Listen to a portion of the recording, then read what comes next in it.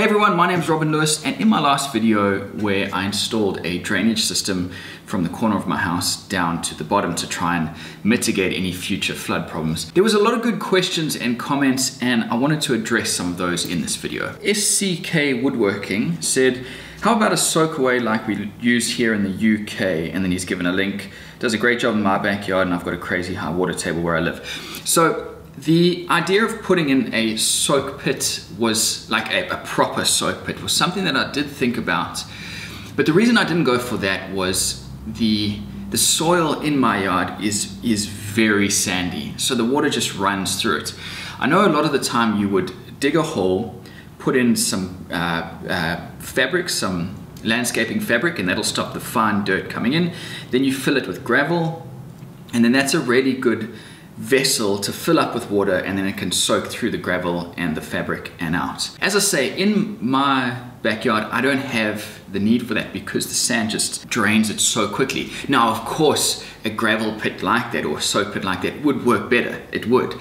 But because of what I'm working with, the net gain in all of that extra work and expense, for me personally, I didn't feel like it warranted it. I mean, in the future, if this doesn't work and we have another big rain and it floods and it's all a disaster, you know, I can always upgrade to that. But that was my reasoning for just going with something as simple as this. Is I do believe that sandy soil will drain away quick enough. Leroy Redding said, nobody should be taking fashion tips from Cuffy. So for those of you who don't know, Cuffy over at Cuffy's Woodwork, he always wears a high-vis top like I was wearing in the video. And I think he's probably the only woodworker I know that wears that religiously in his videos. So Leroy, I totally agree. I don't think I look too bad in that though. I think high-vis is a good look for me. Glenn M wrote, why did you not get a normal soak well? They're about 500 millimeters across and have perforations to accommodate the high volumes. Can bury them completely and fill them with gravel to avoid sediment clogging. So where this particular line runs is very close to my sewer line. So that where I put that corner where I put the grate, that is where it's very close to my sewer stack that comes down from the toilet, and then it runs along a very similar line to the PVC pipe that I put in. Where it gets to that bottom corner of the yard, there's a junction with my sewer line and the main trunk, which runs across in a perpendicular direction. So the idea of digging a big hole to get in there, it's not something that I really wanted to do because I've seen dry wells be put in before and they're big. Now, granted, Glenn's talking about a 500 mil wide dry well, which is not particularly big, so that probably would have been okay. But that was one of my reasons for not going with the dry well, is I didn't want to dig a gigantic hole, and next thing I'm sitting on top of this sewer line, the sewer junction. With this setup at the moment, if I ever need to get in there and I have accidentally put the pipe right on top of the sewer line, to dig this up and get this out, it's not going to be a problem. It's a really straightforward job. So I just didn't want to put too much right in the same area as that sewer line, just in case something happens in the future. I was also quite surprised at the cost of those wells. I just assumed they'd be pretty expensive, but Glenn pointed out that they are actually fairly cheap. And so again, in the future, if this doesn't work and I need to beef it up and upgrade to something bigger, I might end up going with that route. But yeah, as I say, I just didn't want to stick something massive in the ground right on top of my sewer line. Brandon Grant wrote, you need to put some drainage cloth over the end of the pipe. It will allow the water to drain through but stop the soil from falling in.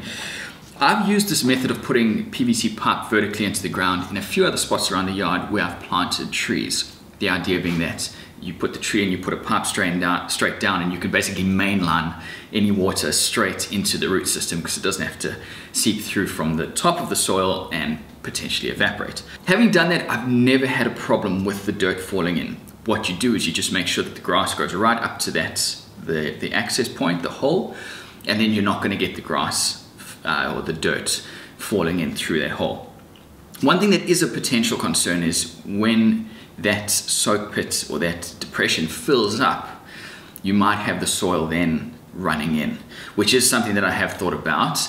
That could potentially happen, but I'm hoping that by the time I have that type of rain, all that grass is grown and it's holding that soil in place, so the erosion shouldn't happen.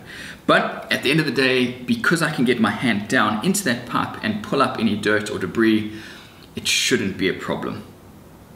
You okay, Bogo? Now, of course, adding the cloth would help. It would stop anything coming in. But I'm eventually going to be taking this roof system, all the guttering, and running that down a down pipe on this corner, which will plug into that and then go down. So you're going to get a lot of debris and leaves coming in straight off the roof, down and into the system, into that hole. So I'm going to be in and out of there fairly regularly, getting that stuff out. If I was to have a piece of cloth over that, I'd be constantly pulling that off and putting it back on. The sun exposure is going to damage it. It just seems like a lot of work where I don't think that much dirt is actually going to come over it from the experience that I've had with these other pipes around the yard. Rod McKinnon wrote, I love your design. However, if you get enough flooding to rise that high on the side of your house, I fear you haven't done anything to relieve the flooding. It will fill up in an instant. Now, to be fair, the flooding that we saw a couple weeks ago is the worst that it's been in 4 years. So they don't expect this to happen very often. I've only lived in Townsville for a year and a half now, and everyone that I've spoken to has said that is the worst rain they've seen in ages.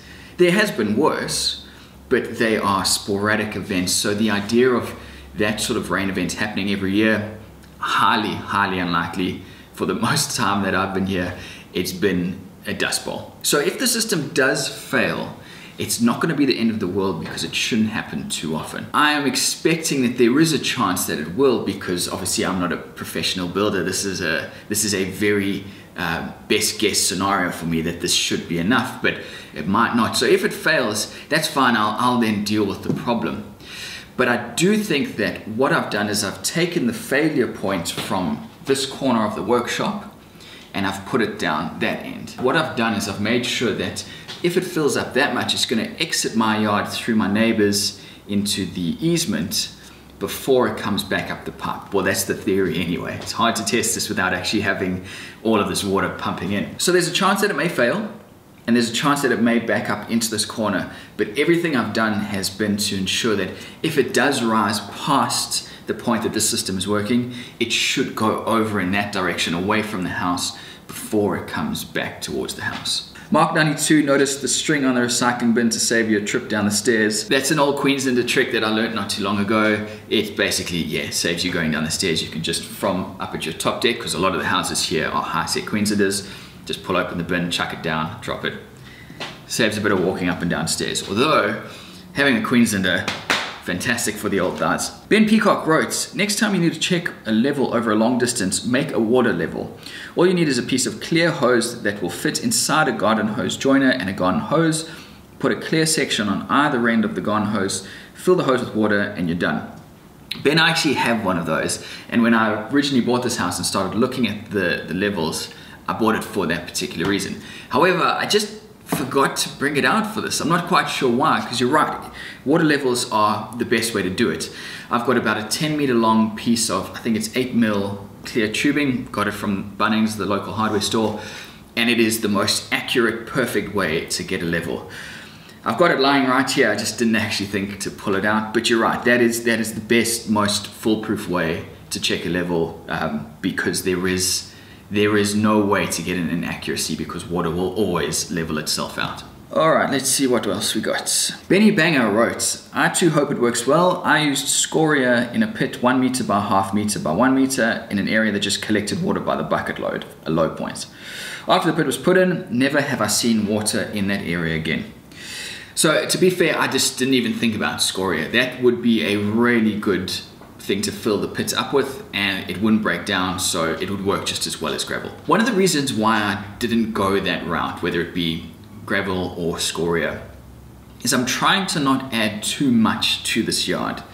Point in case, and this was in my last house as well, in my front walkway I've got those little white stones that you buy from the hardware store, and to be fair, they don't look awful, but those stones now will exist in this yard forever, because no matter how much you try and get all of them out, there's always going to be a few left. And it just seems like whenever I've worked with those sort of ground covering stones, they just turn into a pain because they slowly sink into the ground, and then you never really get rid of them ever again. What I've tried to do with this yard is be as organic as possible. Now, of course, you could argue that I've just stuck a piece of PVC in there, which is not great, fair enough.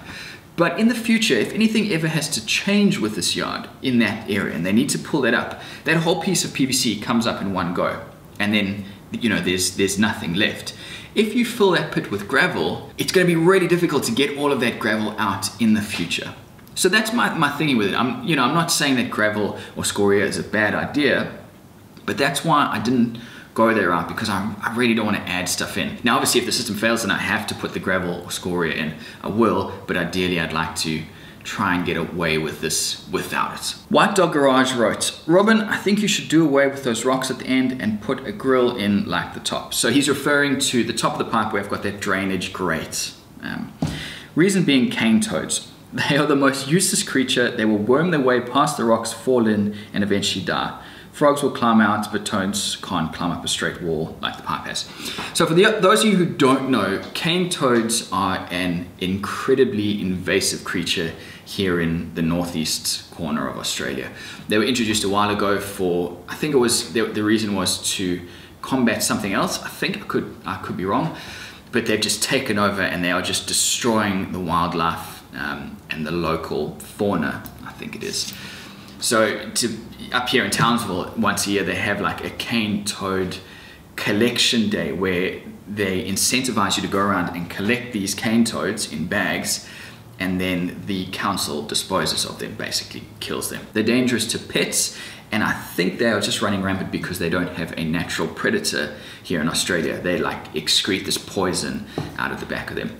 My old place that I rented before I moved into this one in Townsville, I had about 8 of them out the backyard at any one time. Here I used to have a lot more, but the numbers have died down when I did this construction. Anyway, bit of a side story, cane toads are bad news in Australia. So what White Dog Garage is saying is that they're going to fall down and they're not going to be able to get up. I have had this problem with the pipes around the rest of the house, and I'm not particularly happy with it, but I haven't really been able to work out how to fix it. Maybe what I need to do is instead put a bit of an ag pipe, which is corrugated and allows them to crawl in and out. That might work a bit better. In these pipes that I have around the yard, I've had the lizard skanks. They have got in there, and every now and then when I fill it up with water to water the plant, you see these animals pop out as if to say, thank you, you've saved me. That's a fair point with the cane toads. I've never had a cane toad go down any of the pipes, so you know, maybe they just aren't that stupid where I live. But yeah, if that is a problem in the future, then I would probably get some kind of like a mosquito mesh or something and put that over the top. Going back to what I said earlier, I really don't want to have to do that, but if it comes to it, then yeah, definitely. The last thing I want is rotting toads in the bottom of that pipe. All right, well, those were the main comments on the video, and as always, thank you very much, everybody, for asking the questions and pointing things out. I really do appreciate it.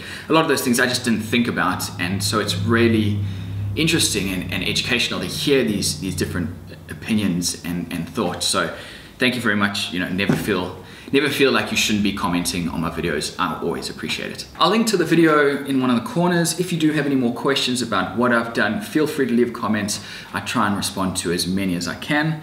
Thanks very much for watching. If you enjoyed this video, go ahead, click that thumbs up. And if you haven't already, I'd like to encourage you to subscribe. Thanks very much for watching, guys, and I'll talk to you later. And they are now a massive, massive problem. After the pit was put in, never have I seen water in the area again. So scoria, oops, shit, sorry.